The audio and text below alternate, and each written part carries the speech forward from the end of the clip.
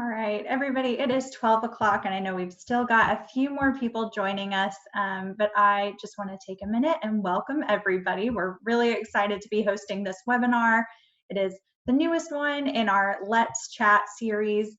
I'll be helping out today. My name is Julia Rajeski. I am CRK's Communications Manager. Like I said, today we're going to be talking about trash in the Chattahoochee. We're going to touch on a lot of really important topics. On how we're, helping this problem or helping to combat this problem, how y'all can get involved and help.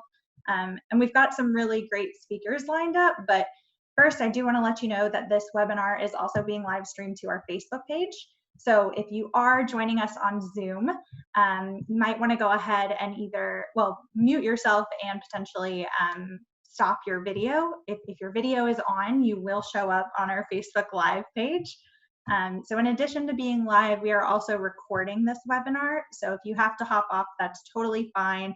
Or if you just want to come back and watch it later, we'll have that available for you by the end of the day. If you're watching on Zoom, we will email that to you again later today. But if you're watching on Facebook, we're really excited to have you. But if you want to get that recording, please direct message us with your email and we'll make sure to send that out to you. Let's see, what else?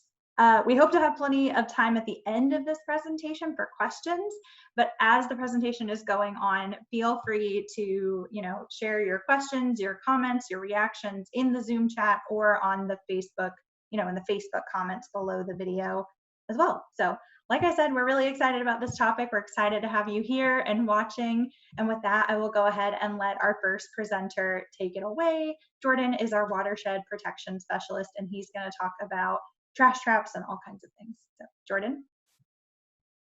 Thanks for the intro. Just going to share my screen. Hopefully, can everyone see that? Perfect. So as we said, my name is Jordan Yu. I'm the watershed protection specialist in our Atlanta office, and part of my job is to manage our trash trap program. Trash and litter come in many forms. The Chattahoochee Basin, from microplastics to furniture, tires, and bird suitors. But what I'm focused on mainly is sort of medium-sized fluid plastic litter, from plastic water bottles to fast food containers and that kind of thing. As we're all well aware now, the plastic crisis is pretty. Sorry, looks like my mic is a little itchy.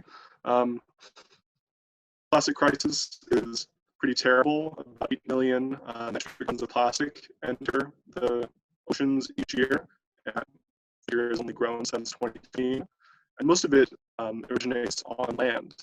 What happens is plastic water bottles and fast food service items that are littered into parking lots and sidewalks. They get carried by wind and by stormwater into our storm drains and then on into rivers and oceans, where they can break down and cause damage to the marine environment and disrupt food chains. And I'm sure Jason will talk a little bit more about that later. But let's see, next slide. Here we go. One solution is to capture trash in the river from between when it leaves somebody's hands and gets onto the sidewalk and before it enters into the main system of the Chattahoochee River. So there are a couple of trash trap designs that have been employed so far in various places around the country. We have on the left the water goat system, which is a sort of a lightweight boom that strings across. Hey, Jordan. Yeah. Hey, I'm so sorry to interrupt, but it sounds like your mic or your connection might be affecting the way everybody can hear you. I know we've had some concerns on Facebook as well. I wonder if there's any way you could take a break and check your connection, and maybe Tammy could go ahead and speak. Yeah, and then we could come back to you. I'm so sorry. I know that's not what we had planned on, but I want to make sure everybody can hear what you're saying, because like we said, this is a super important presentation. So Tammy, is that okay with you? Sorry, is that okay with everyone? Yep, that's great. Okay, cool. Thank you guys. Sorry about that, everybody watching. Apologize for that. We'll figure it out. So my name is Tammy Bates. I'm the outings manager for Chattahoochee River Keeper out of the Atlanta office. And I organize a lot of the land-based cleanups as well as the paddle cleanups. As you can imagine, those can be pretty interesting. We're talking about trash, but we try our best to make it as fun as we can. So let me share my screen with you and we'll talk a little bit about this.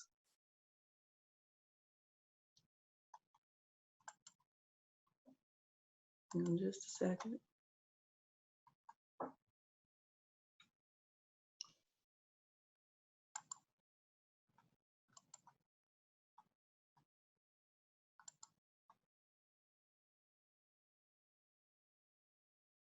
Everybody see my screen okay? Looks good to me. You can see the PowerPoint or the... Yeah, we can see the whole PowerPoint. Okay. So a little bit about what we find on our cleanups. And again, we try to make this as fun as we can. It's anything from, it's a big team effort and we do have fun with it. It's a grocery cart here. They're at the bottom, they're pulling out a mattress of all things. We do occasionally find pretty funny things like Barbie. And here some of our employees or staff volunteers found clothing. We ended up making a whole little guy out of this, and he's on a mattress that's nothing but the springs that are left. So I jokingly say this is a water filtration device, but mattresses shouldn't be in the creek, and this is on the South Fork of Peachtree Creek. And then some of our paddle cleanups where we paddle sections of the river. And you can see we find anything from chairs and mattresses and a lot of tires, unfortunately. And here's a few other pictures of some of the really big tires that are somewhat difficult to get out. And then to share this slide on plastics, the slide on the right was actually in the water and all the volunteers stepped over it, not seeing it. So it's learning to adapt your eyes to things that aren't natural that you would see in a creek. And I pulled it out on the left and stacked them up. And these are plastic water bottles that have been down there for probably decades. And a few other interesting toys that we seem to find quite a bit of dolls and toys in the river. And so just a snapshot of the last 10 years. On the left are the total amounts of cleanups for each year. So you can see in 2010, we started with about 600 volunteers all year long. And you can see that number increase as it's become more and more, aware people want to volunteer and get in and help us get out the trash. So the last 2 years of total cleanups, it's 255 tons. 2019, we set a record year of 50 tons. While you want to say, yay, that's great, and it is great, sadly, I'd like to see those numbers trending downward. And then the spreadsheet on the right is just Sweep the Hooch. This is our 10th anniversary. What was going to be April 4th is now August 29th. But again, you can see, from when we started 10 years ago, the number of volunteers has increased, as well as the amounts of trash that we're getting out. More volunteer efforts help us do so many more cleanups, and that factors into all these totals as well. So again, Sweep the Hooch is August 29th. Registration opens early July.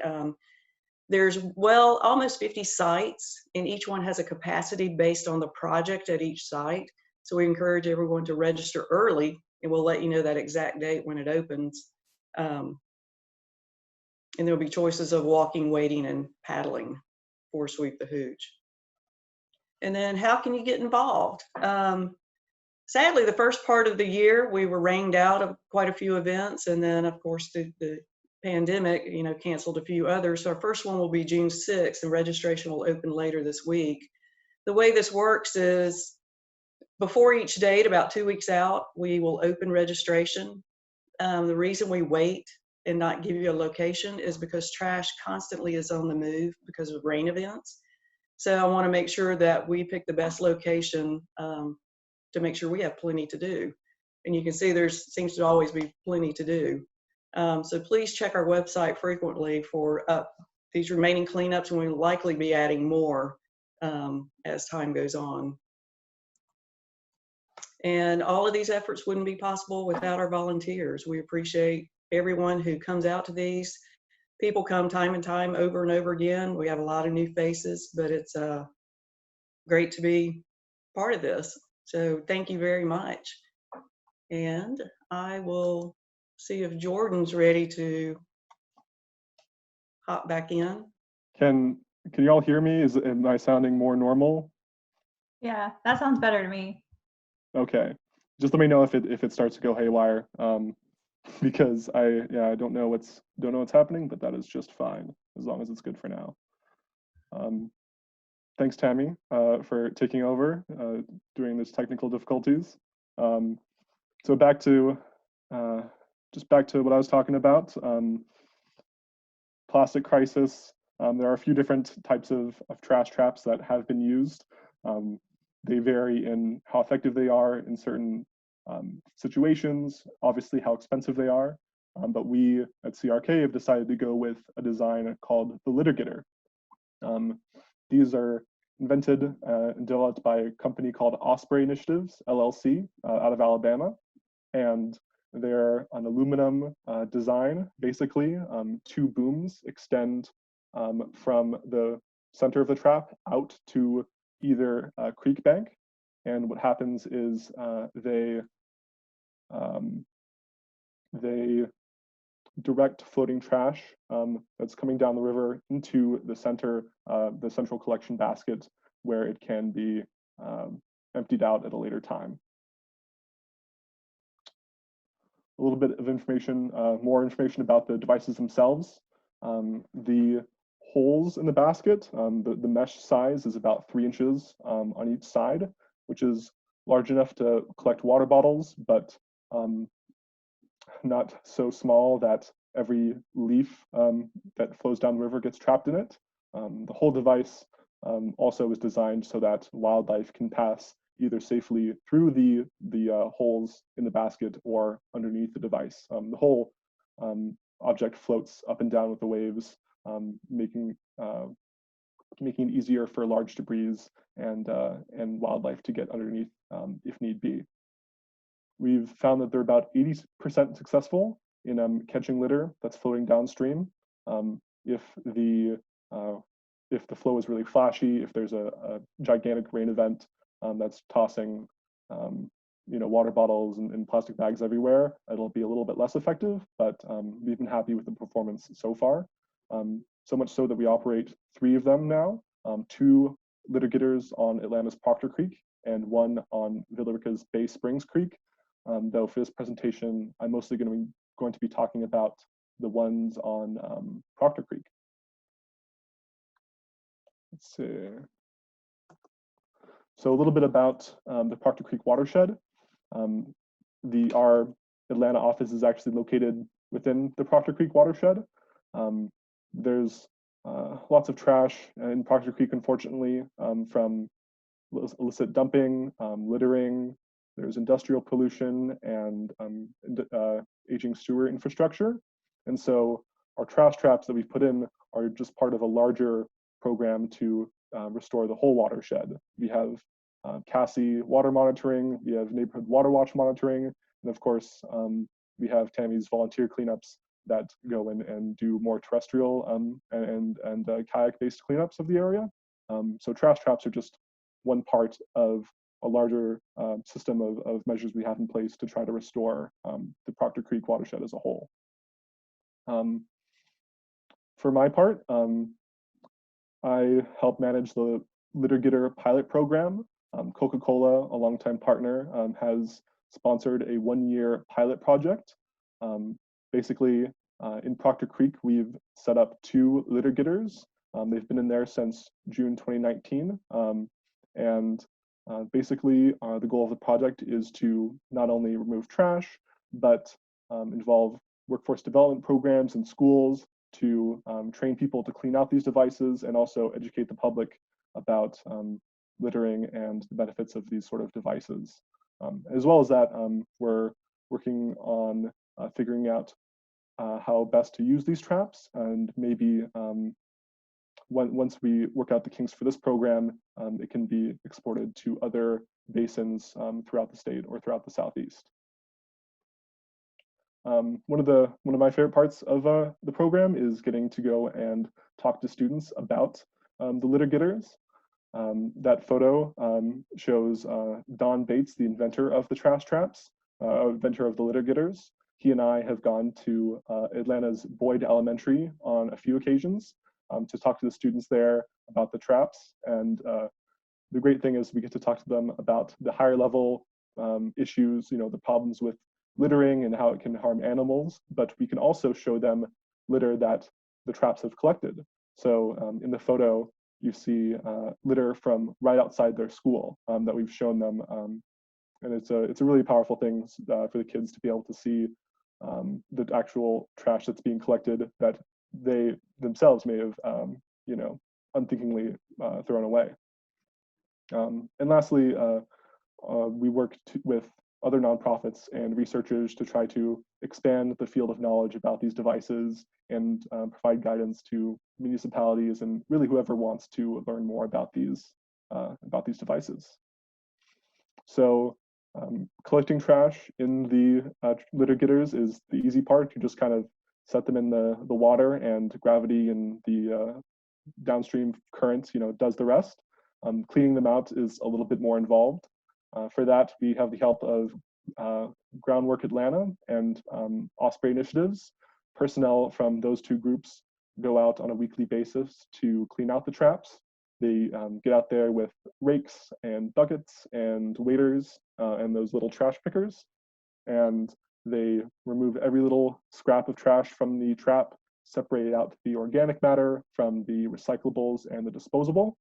And then they do what's called an ETAP, which is basically a forensic trash assessment. And I'll talk a little bit more about that later, but essentially this ETAP allows us to get really fine data on what exactly is coming into the trap, which can hopefully help us make better decisions about how to stop litter from entering the river in the first place.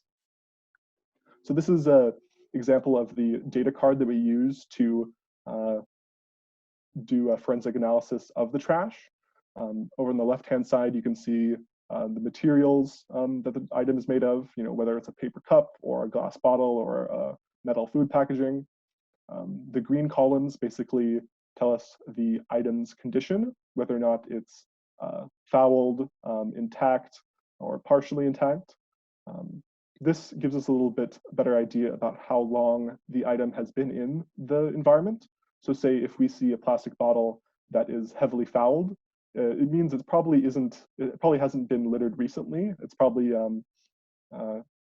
little bit degraded due to sun. Maybe bits of plastic have already fallen off of it because of erosion or the action of the current.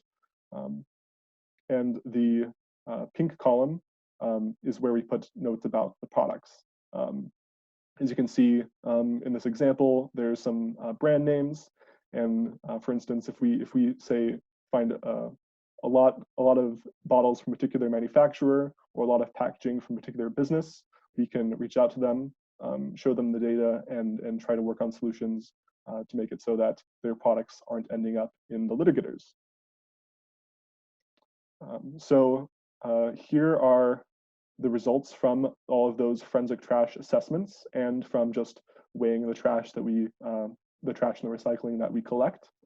For the whole program, since last June, we've collected 850 pounds of floating trash, which is pretty impressive. It's about 400 cubic feet. About 130 pounds of that is recycling. So that's 16% by weight and 30% by volume. Basically, what that means is the trash that we're collecting and recycling is a little bit less dense than what we're just throwing away. Most of what we're recycling right now is number one, plastic, so plastic bottles, and aluminum, aluminum cans. And those are very big, they take up a lot of space, but they're not very heavy. So that's why the amount of recycling by weight is a little bit less than the amount of recycling by volume. This year, since January, we've collected 280 pounds of floating trash. And we found that the amount of trash we collect depends on a number of factors. The placement of the trap along the watershed, the weather, of course. If it doesn't rain, the water isn't bringing the litter from impervious surfaces into the stream. And we've also anecdotally observed that less trash has been collected during shelter-in-place policies. That elementary school I showed you earlier, Boyd Elementary, they haven't been in session for the past few months, and so there's been less trash collected in that trap. We've cataloged and written down the item condition and the name of over 4,000 pieces of litter. And the 10 most commonly littered items we found are number 1, plastic beverage bottles and containers. So that's sports drink bottles, miscellaneous plastic cups and whatnot. Number 2 is plastic bags and film. And number 3 is water bottles. We find so many water bottles that we actually need a separate category just for plastic water bottles. Number 4, styrofoam pieces. Number 5, chip bags, and then tobacco products, plastic food wrappers, metal beverage bottles and cans, so mostly beer cans and soda cans, plastic straws and stirrers, and lastly, it's other styrofoam fast food service items. So those are just miscellaneous clamshell packaging and whatnot, but it's hard to put in another category. Now, the last point there, nearly all of the litter that we find, the condition is either pristine or only partially degraded, which tells us a couple things. It tells us that most of the things that the Litter Gitter captures were littered recently, and it tells us that we're not getting a lot of heavily fouled, heavily degraded items that are maybe waterlogged or full of sand or broken up. Those are passing underneath or underneath the trap, or they're getting stuck in mud or on the riverbanks. And so it sort of highlights the strengths of the trash trap. It's good at collecting pristine trash, sort of new trash, but sort of the legacy litter, the really entrenched litter, we still need volunteer cleanups and targeted cleanups in order to get that out of the environment. Moving forward, like I said, we have 3 trash traps or 3 litter gitters right now, but we're planning to install litter gitters of various designs throughout the watershed. I'm sure you'll hear more about that soon. We'll publish a feasibility assessment. It'll be a tool for other nonprofits and municipalities who want to employ this kind of technology in their own watersheds. This is sort of a resource for them. And of course, we're always looking to expand the program. So if you have if you know someone who owns property along a trash polluted creek, or you yourself know of a place that could be served by a litter gitter, please send me an email. We have a running spreadsheet of potential locations for to install a trash trap should the funding opportunity arise. So just send me an email if you know of any place that's polluted, and we can hopefully figure out some sort of solution to it. But that's it. Like I said, my name is Jordan. I'm Watershed Protection Specialist. I apologize for the technical difficulties earlier, but now I think I'll hand it off to Jason.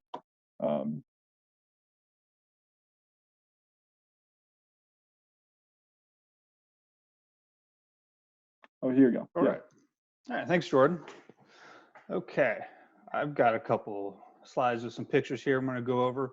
And so what we were just talking about with Tammy's trash cleanup programs and Jordan's trash traps, that's what we are doing to try to recover the lost material, the trash out of the environment.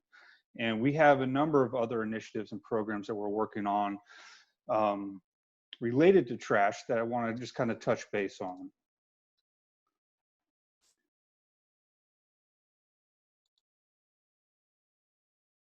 Okay.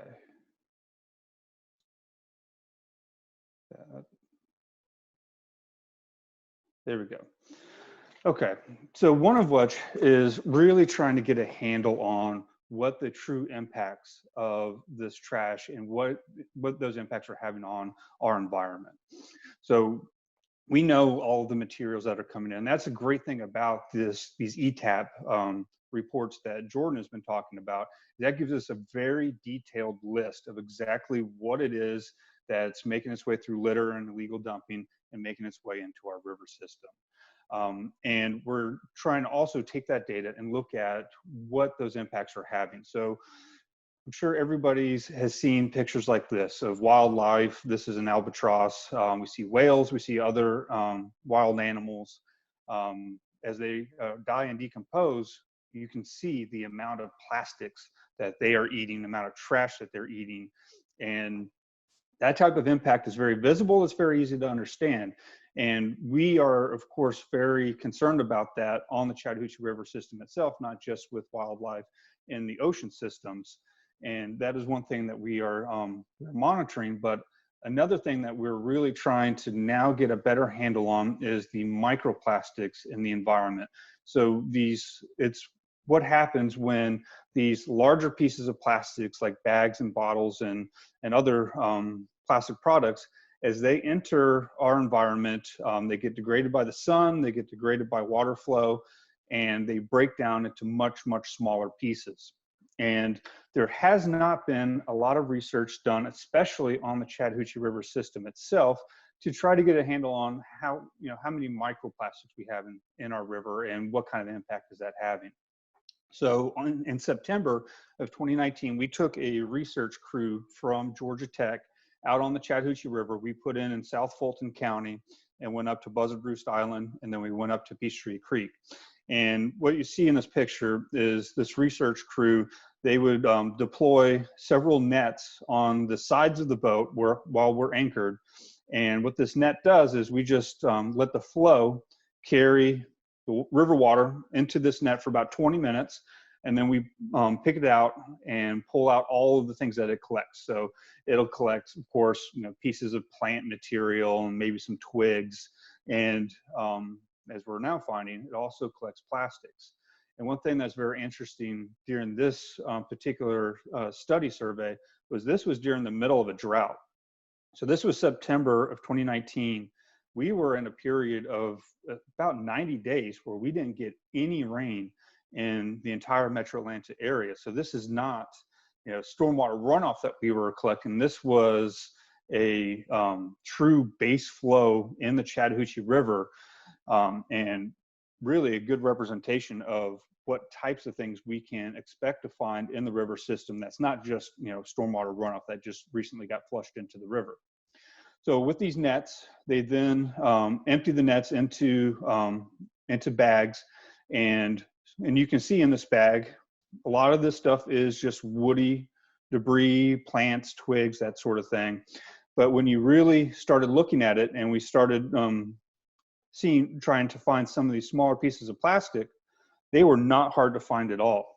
So this particular piece of plastic is about half the size of a pinky nail.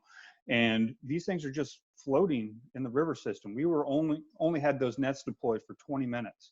And we found a lot of these single little pieces of plastic that are visible to the human eye. I mean, if you just hold that bag up and you really start looking at it, this is something that you could easily see that was just floating around in the river system. And then got back to the lab and looked at it under a microscope, all of the different water samples, and we found thousands of these smaller microplastics that really are not visible to the human eye. They're smaller, all of them are smaller than 5 millimeters in diameter, and they are very, very prevalent in the Chattahoochee River system. And that was something that we really didn't have a firm understanding of until we did this sampling run in September. And as a result, we are now partnering with Georgia Tech and also Georgia State to do much more in-depth research assessments to look at, now we can say it's there. We didn't really look at it and try to enumerate that or try to apply concentrations to it. But what we're doing now is working with both of these universities and professors to do much more in-depth assessments and studies to figure out exactly how much of this plastic is in the river, what sizes are there, when is it most prevalent. And we're also going to be looking at doing fish tissue sampling, going out and looking at some of these fish species and trying to determine what the impact of all of these small pieces of plastic are in the environment and the impacts it's having on wildlife. Because there are other studies that have been done where these plastics, of course, get eaten by smaller fish and bugs and that sort of thing, and get biomagnified up the food chain, and they can build up in fish tissue. So we're going to be looking at a number of predatory species and trying to assess the concentrations of microplastics in the fish themselves, which is going to be very helpful moving forward, not only for us just to know, but it's also very helpful in terms of trying to develop additional policies to regulate plastics and try to not just recover them after they're already in our environment, which is great to do and very necessary with our trash traps and volunteer cleanups. But we also want to be more proactive and look at policies that we can implement to keep these things from ever getting anywhere near our waterways. So a couple of initiatives that have been happening recently was there's 2 local government ordinances. One was Fulton County and the other City of Atlanta, where in the last 18 months, both of these local governments passed legislation or local ordinances that prohibit the use of single-use plastics and styrofoams in all of the government buildings. So that's not going to apply to local restaurants or privately owned companies, but it applies to all government buildings, and most notably, of course, is Hartsfield-Jackson International Airport. This legislation applies to them as well. So that's a tremendous amount of single-use plastics that are no longer going to be used and potentially make its way into our environment. And we testified at all of those different hearings, worked with a number of stakeholders trying to address concerns. And again, while this doesn't apply to all of the uses of these plastics in these municipalities, I think it is a good start, and it is a good way to demonstrate that we don't have to have single-use plastics. We don't have to have these utensils and bags and straws in order to successfully run a company or business. They're all alternatives, and these ordinances, I think, will be a great example moving forward to demonstrate that. And we're also going to be using our research with the microplastics to demonstrate, there's a real need for this, and we are seeing a number of these impacts in our local river and our local water supply. And statewide, there's been a number of legislative attempts over the years, one of which has been plastic bans. So there are 8 states currently that have some form of plastic bag banned legislation in a state law. So whether they ban it at takeouts or at grocery stores, all of them are different, but 8 states have some form of statewide legislation that bans the use of plastic bags. And in response to that, the chemical lobby, the plastics lobby, actually has been going to various states to try to enact legislation that bans the implementation of bans, meaning that a local government like Atlanta or Fulton County or a state government, it would be illegal for them to ban any use of single-use plastics. And we've had a number of attempts in our Georgia legislature to pass that type of legislation, and other states have it, like Tennessee. But the environmental community really rallied against those types of legislations in the past, and we have successfully to date been able to prevent any of these plastic bans legislation in our Georgia Assembly, which has been great. And most recently in this past legislative session, we had Georgia Senate Bill 280, which was our first actual proposed bill in the legislature that would ban single-use plastics statewide. And that particular bill did receive a hearing in the State Senate Natural Resources Committee, I testified at that committee talking about the plastics that we see in the Chattahoochee River, in our local river, and some of these microplastics data that we're seeing initially that looks very, very concerning. And the hearing lasted an hour. There were a number of testifiers on behalf of the bill, some against the bill, but ultimately the committee chair did not allow for a vote on that bill to get it out of committee and send it to the full Senate floor. So essentially it died in that committee. And then shortly after that, of course, the entire legislative session was put on hold because of the virus. So we're not anticipating any movement on Senate Bill 280 in this legislative session to ban single-use plastic statewide, but I think it was a very productive discussion in the Senate committee hearing that we had. It's very encouraging that we do have state leaders considering banning these single-use plastics, trying to keep them out of the environment. Because if you look here on the right, this is Proctor Creek. This is the same creek that Jordan was talking about before. And you look at this grate, this is after a heavy storm.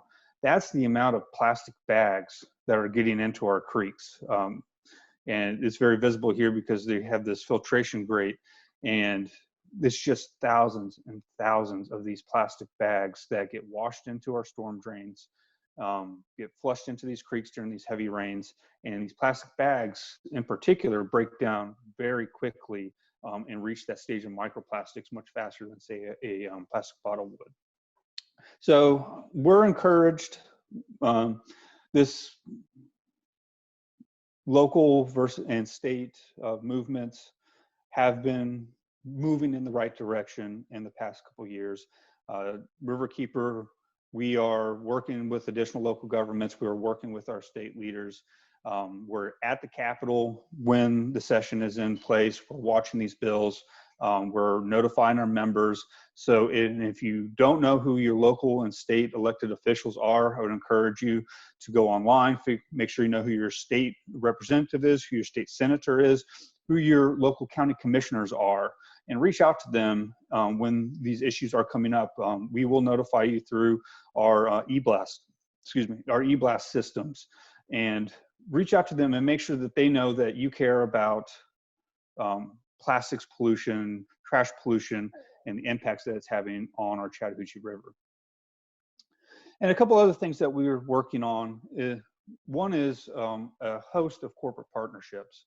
So as Jordan mentioned, we're working with Coca-Cola on their World Without Waste program, and they have a goal to be completely plastics and bottle neutral by 2030, meaning any Coca-Cola product that goes out the door in a bottle, they have a goal by 2030 to recover that from the environment and through recycling programs, and to recycle that item, which would make them completely waste neutral by 2030. I think that's a very ambitious goal. It's something that we need to see from all of our major corporate citizens to take ownership of this issue and really be a part of the big solution towards it. And it's been a wonderful partnership so far, and we look forward to working with Coca-Cola for a number of years on that campaign.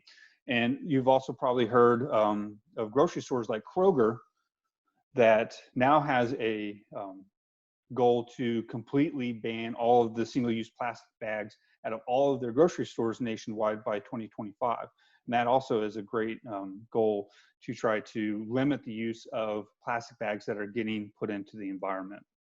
And personally, you at home, again, learn who your elected officials are, be a part of that conversation, use your reusable bags, your reusable bottles and straws. Just limit the amount of products that are being taken out of the system, and you can really make a huge difference by using all of these reusable items. And trash cleanups, Riverkeeper, go on our calendar, sign up for our e-blast. learn when these cleanups are being held, and also a number of other organizations and local governments host their own cleanups. I know, for example, Gwinnett County, when it's warm outside, they have cleanups almost every weekend. So there's a lot of opportunities through your clean and beautiful local organizations to get involved in cleanups as well. And individual cleanups. When I'm out with my kids, we go for a walk. We always take a reusable bag with us, and we pick up the bottles, we pick up the straws, we pick up the cans that we see. Because when I'm out with volunteers and we're doing one of these organized cleanups, somebody will come up to me and say, "I can't believe somebody would just throw this bottle or throw this styrofoam cup into the Chattahoochee River." And what a lot of people don't realize is that they didn't throw the bottle into the Chattahoochee River. They threw it into a roadside drainage ditch, and that heavy rain washed it into a smaller creek that washed it into a larger creek and then made its way into the Chattahoochee River. So a lot of this is coming from this litter that we can be picking up ourselves from the parking lots, from the roadside ditches and other areas. Because when you are picking up those materials, you're not just picking up, roadside trash, you're picking up river trash, because that next heavy rain is going to wash it into our river system. So those are some of the key things that we're working on. Of course, it's not an all-inclusive list. There are a number of parties and local governments and other nonprofits that are working on anti-littering campaigns that are very valuable to combating this problem. But that's kind of a highlight on what Chattahoochee Riverkeeper, what we're working on, trying to protect our river from trash. So with that, I will pass it back over to Julia. Thanks, Jason. Yeah, we've already got some really good questions coming in. I think we'll kind of jump around a little bit, but one of the ones that I wanted to make sure gets answered actually comes from Elizabeth on Facebook. And Jordan, this might be for you. I know it's a question we get a lot. She asks, can cubs help with the trash traps, or are there any age restrictions to help? Again, that's something, we get asked that a lot. A lot of people want to get involved with these devices, and, whether it's get them installed in a creek near them or in the river or sponsor one. So Jordan, maybe you can answer that question for Elizabeth. Yeah, let's see, just gotta, so the one thing that everyone can do is obviously spread the word. We love coming into schools and community groups and talking about the trash traps. I've gone to Girl Scout groups and done little trash trap workshops, showing them about how the trash trap works, and about the impacts of trash pollution. Obviously, we can schedule something like that. And if they're old enough to participate in general trash cleanups, we are planning trash cleanups for Sweep the Hooch, one around our trash trap on Boyd Elementary. And so they can always come out and help out in August with that. Great, thank you. Oh, go ahead, sorry. Oh no, that's it. Okay, great. So the next question, it sounds like it also comes from Facebook. It is from Frank. He asks, are microplastics getting filtered out through drinking water intake facilities? So Jason, that one's probably for you. Yeah, and we don't have a firm concept of that, but the drinking water intakes do a large number of filtration, and I believe that is filtering out those microplastics before it's reaching your tap. What we're looking at is the wastewater treatment plants and how effective are those being in filtering it out. Like microplastic beads, for example, that are still in certain types of soaps and lotions and that sort of thing. Those we're seeing are still making its way out of the wastewater treatment plants and getting discharged into the river to a certain extent, and that's going to be part of our research, trying to look at how effective that is. But we don't have any indication that it's an issue in our drinking water itself that's getting treated and then distributed to the homes and businesses. Oh, Tammy. Just to address the first question on cleanups that we host publicly, we do ask that it's a minimum age of 10 for participation. We find that kids younger than that, we want to make sure that they are supervised closely, by their parents or guardians. But cleanup's not normally dangerous, but it can be to an unattended child. So that's kind of our policy. Yeah, safety first. I think that's a good one, Tammy. We don't have too many more questions, but I do want to remind everybody that if you do have a question, go ahead and share it in the Zoom chat or on our Facebook comments underneath the live video.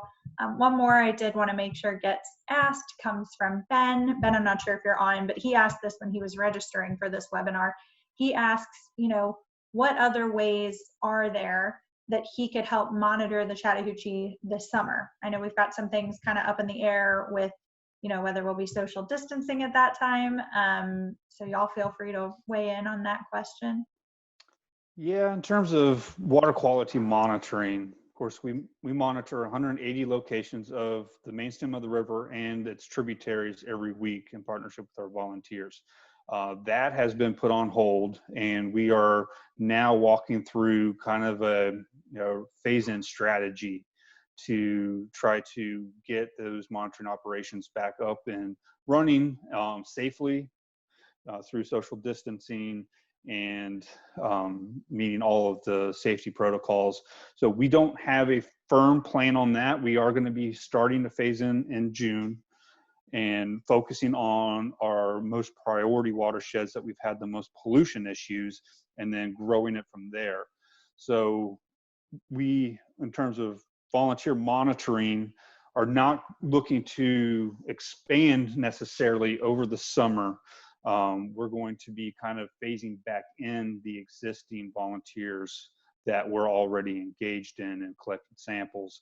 But we're hoping by towards the end of the summer, we'll be in a position where we can get back to normal. Because before the virus, we were trying to grow new sites every week. Right now, we're going to try to get back to where we were and then grow back again. So basically, you have to stay tuned on that one. I don't think anybody knows exactly what the future has in store, but that's our plan for now. Just to add, if you are out and about paddling and or hiking and find a particularly trashy spot that could use a lot of volunteers, please email us. I'm constantly looking for sites that can accommodate a lot of volunteers. So reach out to us if you do find a particularly trashy spot. Absolutely. And like I said earlier, we'll be emailing everybody with a recording of this presentation and also links to where you can find staff emails. So if you want to email Tammy or Jason directly or Jordan with, a site for a trash trap, please feel free to do so. We've got one more question coming in on our Facebook. Georgette asks, is there any legislation upcoming to deal with tires specifically?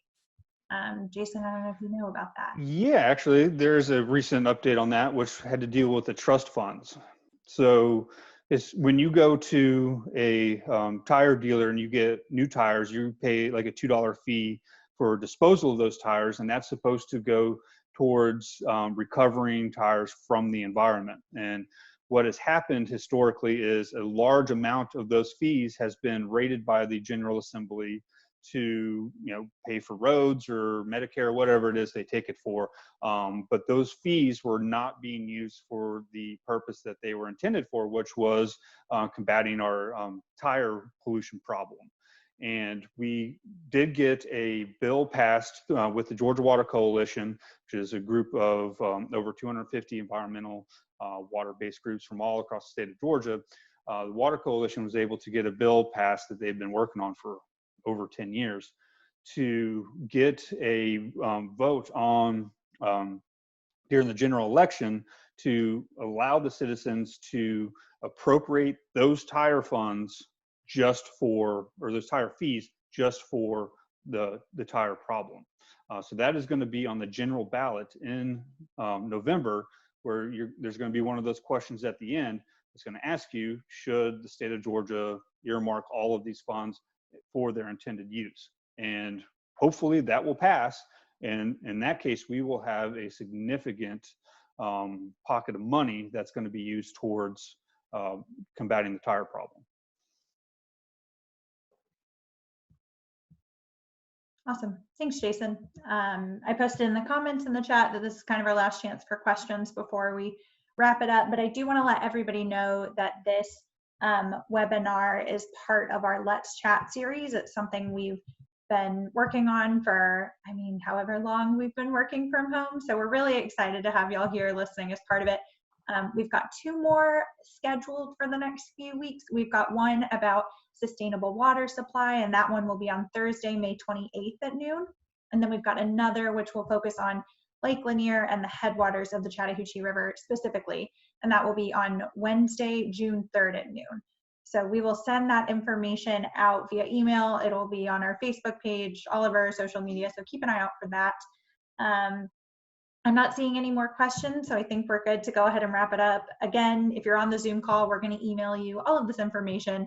If you're on Facebook, if you want us to email that to you, please just message us with your email address and we will make sure we keep in touch.